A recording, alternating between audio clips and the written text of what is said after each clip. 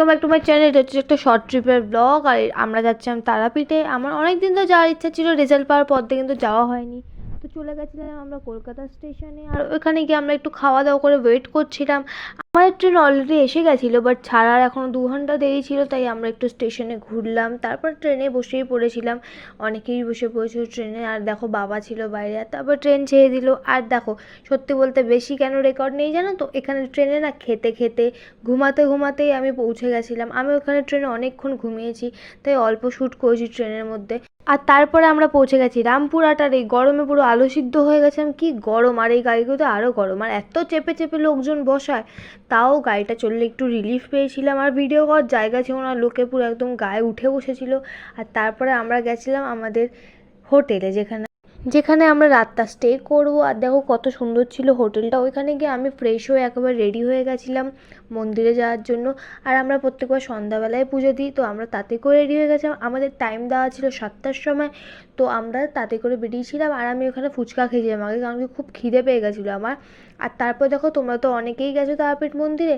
তারাপীঠ মন্দিরের চারদিকে অনেক দোকান, আমি সেগুলোই তোমাদের জন্য রেকর্ড করলাম। তোমরা একবার এখানে ভিজিট করতে পারো যারা যাওনি, খুবই সুন্দর জায়গাটা। আর তারপরে আমরা এরকম সব দেখতে দেখতে ধীরে সুস্থে মন্দিরে পৌঁছেছি। আর দেখো মন্দিরে ওই টাইমে যেহেতু সন্ধ্যা আরতির টাইম, তাই অনেকটা ভিড়। আমি মোবাইলটা নিয়ে যাওয়ার কারণ আমি ভেবেছিলাম ভিতর দিয়ে মাকে দেখাবো, কিন্তু গিয়ে জানতে পারলাম নতুন রুলস হয়েছে যে ভিতর দিয়ে দেখানো যাবে না মাকে। আর আগের বার যখন আসছিলাম তখন তো আমি পুরো মোবাইলটাই আনিনি, তাই আমি দেখাতে পারিনি, কিন্তু আমি পুরো সামনে যাই মায়ের। আর তারপরে পুজো দেওয়া হয়ে গেছিলো, পুজো দিয়ে ওখান দিয়ে আমরা বেরিয়ে গেছিলাম।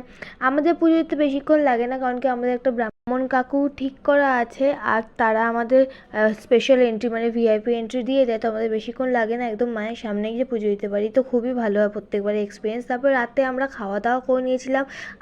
আমরা যে হোটেলে খাই সেই হোটেলটা আমরা পাইনি, তাই আমি এই হোটেলটাকে ঠিক করে দেখাইনি, ঠিক আছে।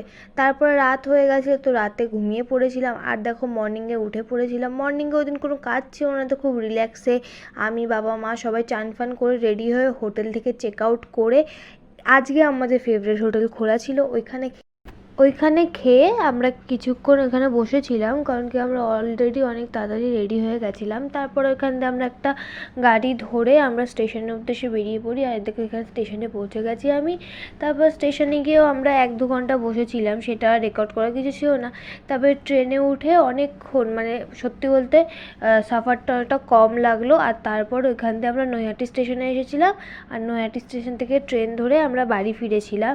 আর ওই দিন একটু ওয়েদারটা ভালো ছিল, তাই বেশি গরম লাগেনি। আর তারপরে সোদপুর স্টেশনে নেমে আমি এখানে ব্লগ করলাম। আর টাটা, বাই বাই।